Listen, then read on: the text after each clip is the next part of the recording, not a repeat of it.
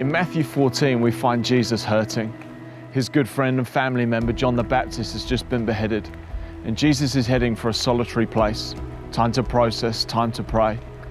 When he reaches the shore, he's met by a large crowd, and rather than say, "Go away, I need a break," Matthew records that Jesus had compassion on them.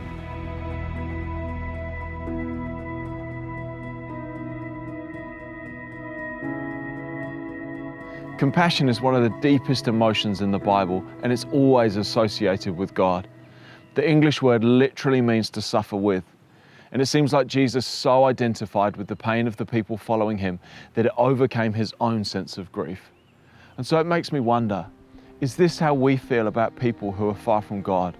Do I feel their hopelessness like it's my own?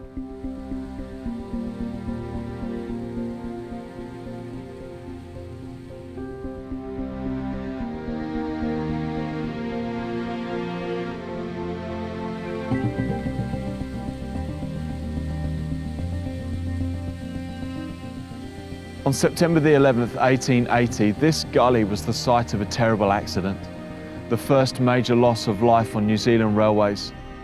It was a notoriously rough piece of terrain, and on that day, in wild weather, 2 carriages were blown off the tracks.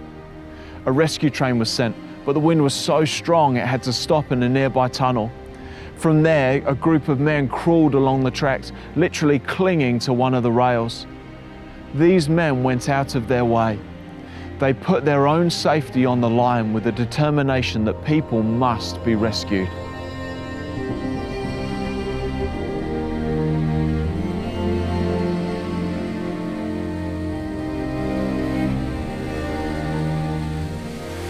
Compassion doesn't just lead us to agree that something should be done, it drives us to action, not out of guilt or obligation, but out of love.